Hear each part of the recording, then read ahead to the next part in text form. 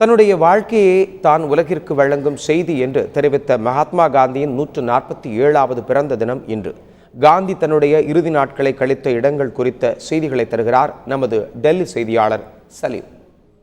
இந்தியாவின் தேசத்தந்தை என பிரியமாக அழைக்கப்படும் மோகன்தாஸ் கரம்சந்த் காந்தி அவர்கள் பிறந்தது குஜராத் போர்பந்தரில் என்றாலும் அவர் இறுதியாக வாழ்ந்தது இந்த இடத்துல தான், டெல்லியில் பிர்லா ஹவுஸ் அப்படின்னு சொல்லி இதை சொல்கிறாங்க. அவருடைய வாழ்ந்த ரூமுக்கு வெளியே தான் நாம் இப்போ நின்று கொண்டிருக்கிறோம். அவருடைய வாழ்ந்த அறையை இப்பொழுது நீங்கள் மிக தெளிவாக பார்க்கலாம். கடைசியாக 144 நாட்கள் இங்கே தான் வாழ்ந்தார் அப்படின்னு சொல்லி ரொம்ப தெளிவாக சொல்கிறாங்க.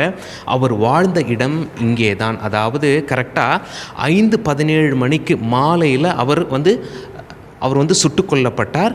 அதற்கு முன்பு வரை இங்கு தான் மீட்டிங்கில் இருந்தார் அப்படின்னு சொல்லி ரொம்ப தெளிவாக சொல்கிறாங்க. அதற்கு ஆதாரமாக இந்த புகைப்படத்தை காண்பிக்கிறார்கள். அதாவது என்ன சொல்கிறாங்க இந்த போர்டில் அப்படின்னா, ஜனவரி 30, 1948 மாலை 4 மணிலிருந்து 5 மணி வரைக்கும் சர்தார் வல்லபாய் பட்டேலுடன் மகாத்மா காந்தி அவர்கள் மீட்டிங்கில் இருந்தார். இந்த ரூமில் தான் இருந்தார். மீட்டிங் முடித்துட்டு இந்த ரூமில் இந்த வழியாகத்தான் வெளியே போனார். அப்பொழுதுதான் நாத்துரம் கோட்ஸே என்ன பண்ணார் அப்படின்னா, குறுக்கிட்டு துப்பாக்கியால் 3 முறை சுட்டார்.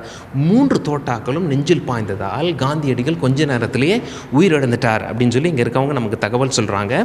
காந்திஜி அவர்கள் வாழ்ந்த அறை அப்படின்னு சொல்லி 2 ரூம் காட்டுறாங்க. ஒன்று இந்த ரூம், இன்னொன்று பார்த்தீங்கன்னா இந்த ரூம் காட்டுறாங்க. இறுதி நாட்களில் காந்தியடிகள் இங்கே வாழ்ந்தார் என்பது குறிப்பிடத்தக்கது. அப்படிங்கிறதுனால இந்த ரூமை என்ன பண்ணியிருக்காங்க, பத்திரமாக பாதுகாத்து வருகிறார்கள். பொதுமக்களும் இங்கே பார்வையிடலாம் அப்படின்னு சொல்லிட்டு இவங்க நமக்கு மிக தெளிவாக சொல்லியிருக்காங்க.